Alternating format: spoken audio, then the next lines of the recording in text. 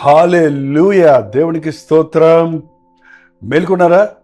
గత రాత్రి ప్రశాంతంగా నిద్రించి సంతోషంగా దేవుణ్ణి స్తుతిస్తూ మేల్కొని దినచర్యను ప్రారంభించారా? వాక్యంతో ప్రారంభించండి, ప్రార్థనతో ప్రారంభించండి. దినమాత దీవించబడతాం. రెండవ చిన్న ప్రార్థన. పరిశుద్ధుడా, నీకు వందనములయ్యా. మరొక రోజు ఇచ్చావయ్యా. మరొకసారి మా స్థితిని మేము గ్రహించినట్లు, నీ ఉన్నతమైన స్థితికి మేము ఎదుగునట్లు, నీవు ఆశించిన స్థాయిలో బ్రతుకునట్లు నీ జీవపు మాటలు మాకు దయచేయమని క్రీస్తు నామములో అడుగుచున్నాను తండ్రి. ఆమేన్, ఆమేన్. ఎలా ఉన్నారండి? బాగున్నారా? ఆరోగ్యంగా ఉన్నారా? ఆరోగ్యంగా ఉన్నారా? ఆర్థికంగా సమృద్ధి కలిగి ఉన్నారా? ప్రతి దానికి చింతిస్తూ ఉన్నారా? లేక విశ్వాసంతో జీవిస్తున్నారా? ప్రభువును నమ్ముకున్న తర్వాత మనకి ఒక పేరు వచ్చిందండి. ఏంటి చెప్పండి? విశ్వాసులు. మీరు విశ్వాసులేనా? విశ్వాసులేనా? నేతి బీరకాయలో నెయ్యి వాసన రానట్టు విశ్వాసుల్లో ఈ రోజున విశ్వాసం అనే వాసన కానీ ఆ యొక్క పోలిక కానీ కనబడుతుంది. పేరుకు మాత్రం విశ్వాసులంటే కాదు, మనకు విశ్వాసం ఉందా అని మనల్ని మనమే పరిశీలించుకోవాలి. నీకు విశ్వాసం ఉందో లేదో నేను ఎలా చెప్పగలను? నాకుందో లేదో మీరు ఎలా చెప్పగలరు? మనకు విశ్వాసం ఉందో లేదోనని మనల్ని మనమే పరిశీలించుకోవాలని బైబిల్ చెప్తుంది. చూడండి, కొరింథీయులకు రాసిన రెండో పత్రిక 13వ అధ్యాయము 5వ వచనంలో, మీరు విశ్వాసము గలవారై ఉన్నారో లేదో మిమ్మును మీరే శోధించుకొని చూచుకొనుడి. మీరు విశ్వాసము గలవారై ఉన్నారో లేదో మిమ్మును మీరే శోధించుకొని చూచుకొనుడి. మిమ్మును మీరే పరీక్షించుకొనుడి. ఎలా? మనం హాస్పిటల్కి వెళ్తే కానీ మనల్ని ఎగ్జామిన్ చెయ్యరు డాక్టర్లు కదా. స్కాన్ తీయాలి, బ్లడ్ రిపోర్ట్ రావాలి, ఎక్స్రే తీయాలి. మరి మన విశ్వాసాన్ని ఎక్స్రే తీసేది ఏంటి? మన యొక్క విశ్వాసమును కోల్చుకునే చెక్ చేసుకోవడానికి ఏ పరికరాలు పనికొస్తాయి? ఇప్పుడు డయాబెటిక్ పేషెంట్స్ అదిగో గుచ్చుకొని షుగర్ లెవెల్ చూసుకుంటున్నారు, బీపీకి ఏదో వచ్చి కట్టుకొని వాళ్ళే ఇంట్లోనే చెక్ చేసుకుంటున్నారు. మరి మన విశ్వాసం చెక్ చేసుకోవాలంటే ఏ పనిముట్టును వాడాలి? మన విశ్వాసాన్ని మనమే పరీక్షించుకోవాలంటే సెల్ఫ్ ఎగ్జామినేషన్ అంటే మనకి ఇదిగో దేవుని వాక్యం కొలమానంగా ఉంది. వాక్యంతో మనల్ని పోల్చుకోవాలి. వాక్యము విశ్వాసం అంటే ఏంటో మొదట తెలియజేస్తుంది. చాలామంది విశ్వాసులకి విశ్వాసం అంటే ఏంటో తెలియదు. విశ్వాసం అంటే అడిగినవన్నీ దొరకటమే అన్నాడు ఒక ఆయన. అయ్యయ్యో, పరిశుద్ధాత్ముడు అంటారు, పరిశుద్ధాత్ముడు నేను పొందానంటారు. పరిశుద్ధాత్ముడు అంటే ఏంటంటే ఏమో తెలియదు అంటారు. ఏంటంటే వాక్యం తెలుసు అంటారు. మరి పలానా వాక్యం ఎక్కడుందంటే ఏమో తెలియదు అంటారు.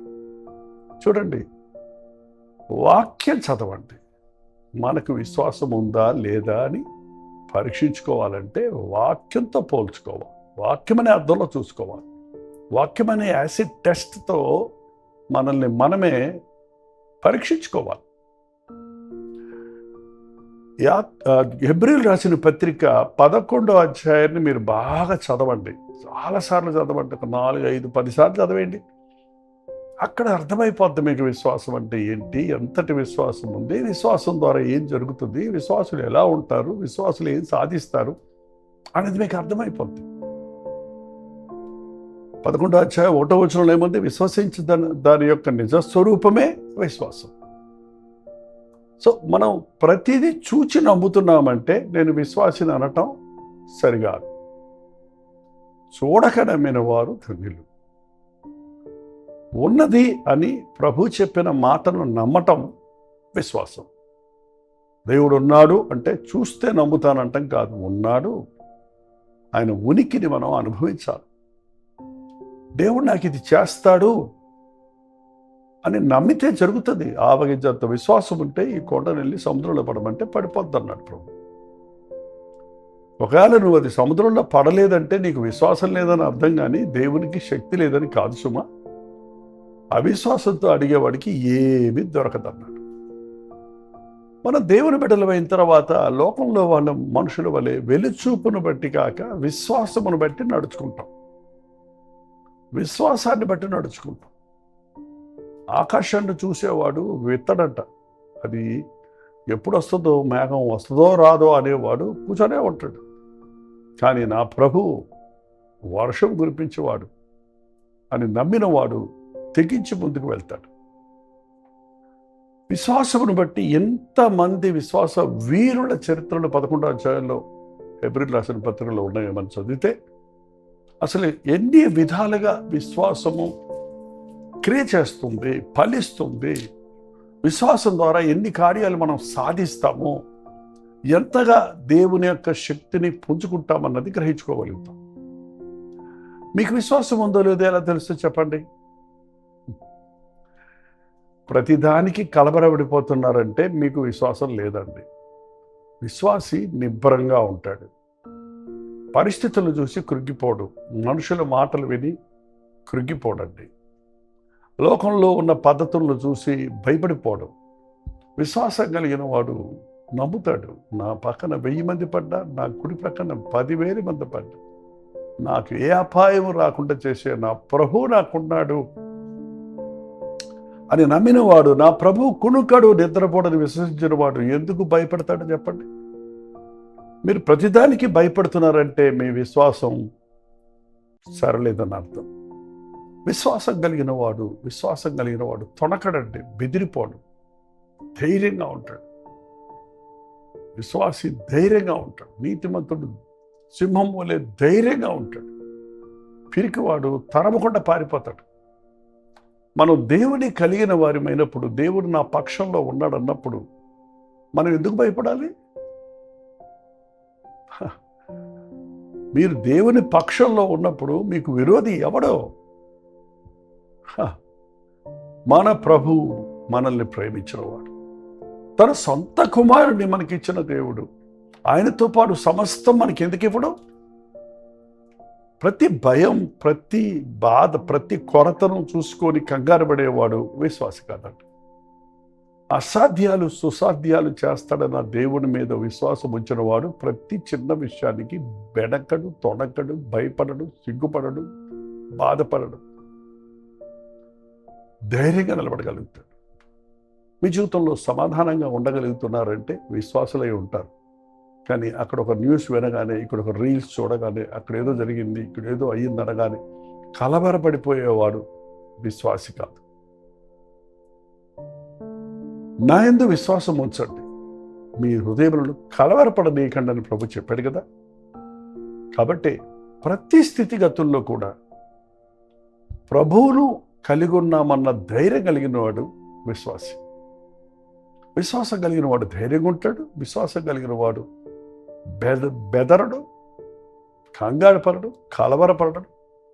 విశ్వాసం కలిగిన వాడు హోప్ ఫర్ ద బెస్ట్, మంచి వాటి కోసం, గొప్ప వాటి కోసం ఎదురు చూస్తాడు. పాజిటివ్గా థింక్ చేస్తాడు. ప్రతిదాన్ని నెగిటివ్గా ఆలోచించేవాడు అవిశ్వాసి. ఇది జరుగుద్దో లేదో, ఇది వస్తుందో లేదో, ఇది అవ్వుద్దో లేదో, ఇది చేస్తాడో దేవుడు లేదో అనే వాడికి విశ్వాసం లేదు. అందుకే బైబిల్ చెప్తుంది, విశ్వాసము కానిదేదో అది పాపం. ఇది గమనించండి. విశ్వాసం ఉంటే ఉంది, లేకపోతే లేకపోవడం కాదు. విశ్వాసము లేకపోతే అదే పాపం. దేవుడు ఉన్నాడు అని నువ్వు నమ్మకపోతే అదే పాపం. ఎందుకు నమ్మమండి? దేవుడు ఉన్నాడని నమ్ముతున్నామంటున్నాం, కానీ దేవుడు లేడని బుద్ధిహీనుడు తన హృదయంలో అనుకుంటున్నాడు. దేవుడు లేడని నోటితో చెప్పం. మనం ప్రభువుని నమ్ముకున్న వాళ్ళం, ఉన్నాం అనుకునే వాళ్ళం. కానీ మన మనసులో అనుకుంటాం, ఉన్నాడా దేవుడు, అంటే ఇది చేస్తాడా, ఇది జరుగుద్దా, ఇది అవ్వుద్దా అని అనుమానించేవాడు అవిశ్వాసి కంటే చెడ్డవాడండి. ఆలోచించేయండి, నీ విశ్వాస జీవితం ఎలాగుంది? ప్రతి దాన్ని వెలిచూపును బట్టి నడుచుకుంటున్నావా, లేక దేవుని వాగ్దానాలను నమ్మి ప్రభువు మీద దృష్టి ఉంచి ముందుకు సాగగలుగుతున్నామా? మీరు విశ్వాసం కాకపోతే, మీరు విశ్వాసులు కాకపోతే, మీరు భ్రష్టులు కాని ఎడల యేసుక్రీస్తును మీలో ఉన్నాడని మిమ్మల్ని గురించి మీరే ఎరుగుదురు. యేసు విశ్వాసం లేనివాడు భ్రష్టుడండి. విశ్వాసం కలిగిన వాడు క్రీస్తు నాలో ఉన్నాడు. ఎక్కడో ఆకాశంలో ఉన్నాడు కదండి. నేను మీలో ఉంటాను, మీరు నాలో ఉంటారు అన్నాడు ప్రభు. మీరు నా యందు నిలిచుండండి, మీరు బహుగా ఫలిస్తారన్నాడు ప్రభు. ఆయన ఆయన ఆయన యొక్క సన్నిధిని మనం అనుభవించినప్పుడు మనకి ఏ భయము లేదు, ధైర్యం ఉంది, విశ్వాసం ఉంది, సంతోషంగా ఉంటాం. చూడండి, సంతోషంగా ఉండగలుగుతున్నామంటే నా దేవుడు చూసుకుంటాడు అని నమ్మేవన్నమాట. విశ్వాసి జ్ఞానం కలిగి ఉంటాడండి. దేవుని జ్ఞానం పొందుకుంటాడు. ఎందుకంటే విశ్వాసి తన సొంత ఆలోచనల మీద ప్రకారంగా కాకుండా దేవుని ఆలోచనలను అవలంబిస్తాడు. విశ్వాసమే మన బలం, విశ్వాసమే మన శక్తి. విశ్వాసము ద్వారా శూర కార్యాలు మనం చేయగలుగుతాం. ప్రతి చిన్నదానికి కంగారు పడిపోయి, కలవరపడిపోయి, వీళ్ళ సహాయం కోరుకుంటూ తారట్లాడుతూ ఉన్నావా? లేక మోకాళ్ళుండి ప్రార్థించి నిన్ను బలపరచువారి యందు విశ్వాసముతో ప్రార్థించి నూతన బలం పుంజుకుంటున్నావా? ప్రతిరోజు ఉదయం లేచిన వెంటనే నీ దేవుని నమ్మండి. ఆయన ఎంతైనా నమ్మదగిన వాడు. ఆయన నా కొరకు ఏదైనా చేయగలిగిన వాడు. నా ప్రార్థనలు వినేవాడు, నా కొరతలు తీర్చేవాడు, నా ఆకలి తీర్చేవాడు, నాకు తన కాపుదలను ఇచ్చేవాడు, నా బిడ్డలను కాపాడువాడు, నా భవిష్యత్తును ఎరిగినవాడు. అది విశ్వాసం. అటువంటి విశ్వాసంతోనే అబ్రహాము దేవుణ్ణి నమ్మాడు. అన్నీ వదిలిపెట్టి ప్రభువును వెంబడించాడు. అందుకే విశ్వాసమునకు పితరుడయ్యాడు. అబ్రహాము దేవుణ్ణి నమ్మిన అది అతనికి నీతిగా ఎంచబడింది. ఈ రోజున మనం ప్రభువుని నమ్ముతున్నాం అంటున్నామే కానీ మన సొంత ఆలోచనలతో మనం పక్కదారి పడుతున్నాం. మళ్ళీ ఆల్టర్నేటివ్ ఏదో మరొకరిని పెట్టుకుంటున్నాం, లేక మరొక ఆప్షన్ పెట్టుకుంటున్నాం. మరొకటి ఏదన్నా ఇది కాకపోతే చేద్దాం, దేవుడి చేయకపోతే నేను చేసుకుంటా అనేది పెట్టుకుంటున్న వాళ్ళకి విశ్వాసం లేదండి. పూర్తిగా ఆయన మీద నమ్మండి. నమ్మట నీ వల్ల అయితే నమ్ము వారికి సమస్తము సాధ్యం. ప్రతిరోజు ప్రభా ఈ రోజంతా అవిశ్వాసులతో నేను విజయుడిగా ఉండక, ప్రతిదాన్ని సందేహించే సందేహాత్మతో కాక, నా ప్రభు ఉన్నాడు, నాలో ఉన్నాడు, నాతో ఉన్నాడు, నన్ను విడువని ఎడవాయని అన్నాడు. ఆయన వలన నేను శూర కార్యములు చేయగలను, ఆయన నన్ను కాపాడుతాడు, కొడుకడు, నిద్రపోవడం నా నమ్మికతో ప్రభువుకు ఇష్టలుగా జీవించడం అభ్యాసం చేసుకుందాం. అవునండి, విశ్వాసము కలిగిన వాడు తొణకడు, బెనకడు. విశ్వాసము కలిగిన వాడు ధైర్యంగా ఉంటాడు, సంతోషంగా ఉంటాడు, బలం కలిగి ఉంటాడు, అపవాదిని ఎదిరించగలుగుతాడు. విశ్వాసం దేవుడి దగ్గర అడిగి జ్ఞానాన్ని పొందుకుంటాడు, సంతోషంతో నింపబడతాడు, ధైర్య సాహసాలతో శూర కార్యాలను దేవుడి కొరకు చేయగలుగుతాడు. బలం చేత కాదు, శక్తి చేత కాదు, నా ఆత్మ ద్వారా ఇది జరుగునన్న మాట విశ్వాసుల జీవితాల్లో నెరవేరుతుందండి. కాబట్టి ఈ రోజున మీరు విశ్వాసంలో కాదో పరీక్షించుకోండి. మీరు చెప్పేదాని ప్రకారంగా చేయకపోతే, మీరు ప్రభువుని గురించి గొప్పగా చెప్పుకొని ఆ ప్రభువునే మీరు సందేహించేవారిగా ఉంటే మీలో విశ్వాసం లేదనే అర్థం. ఎప్పటికప్పుడు మనం విశ్వాసమో కాదో అని మనల్ని మనమే పరీక్షించుకుందాం. విశ్వాస భ్రష్టులు కాకుండా విశ్వాస వీరులుగా ఆధ్యాత్మిక జీవితంలో ముందుకు సాగుతాం. ప్రార్థన. పరిశుద్ధుడా, ప్రేమగల తండ్రి, విశ్వాసమును కనుగొనలేని ఈ అంచె దినాలలో, విశ్వాసం అంతరించిపోయే ఈ దినములలో విశ్వాసము కంటే విజ్ఞానానికే ప్రాముఖ్యతనిచ్చి ప్రతిదీ నిరూపణలతోనే జరుగుతున్నట్టుగా నిరూపణలు కోరుకుంటూ బ్రతికే బ్రతుకులో మేముండక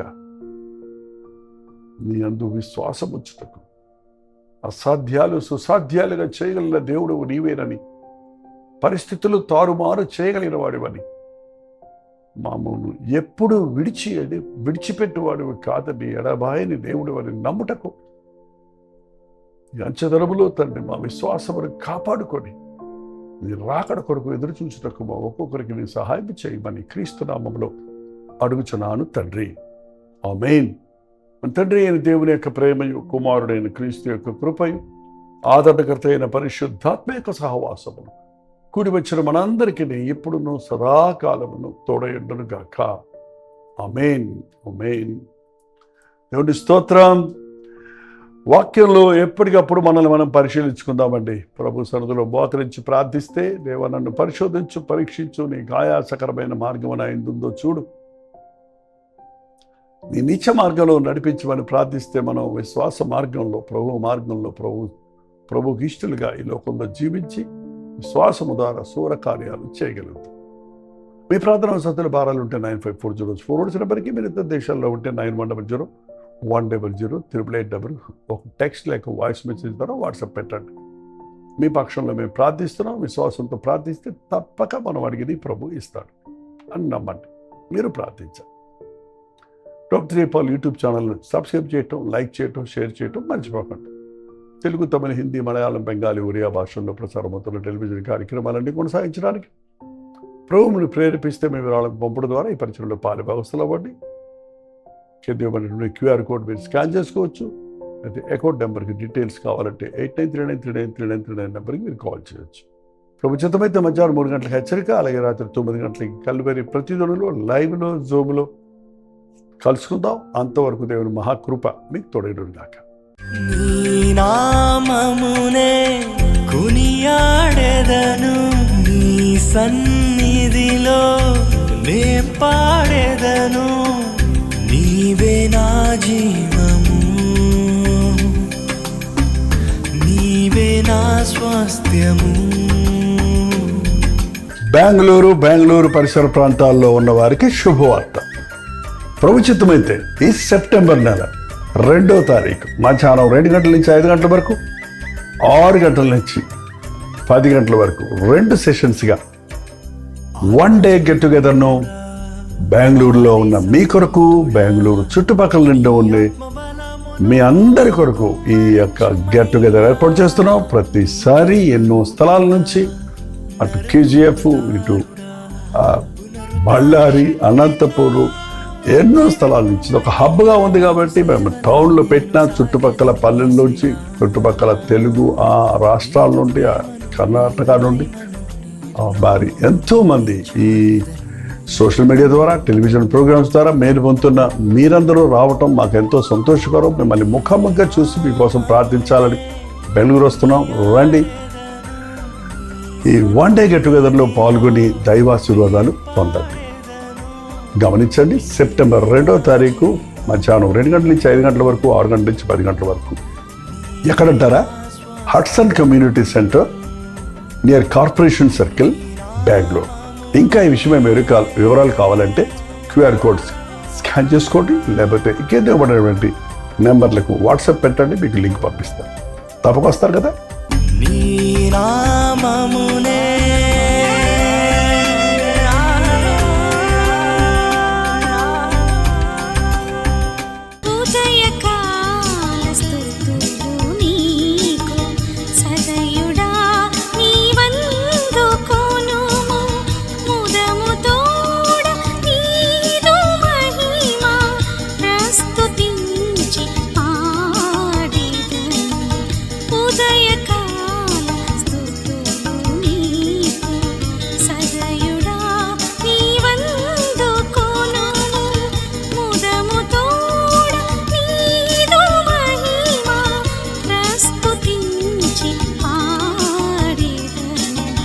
ఉదయ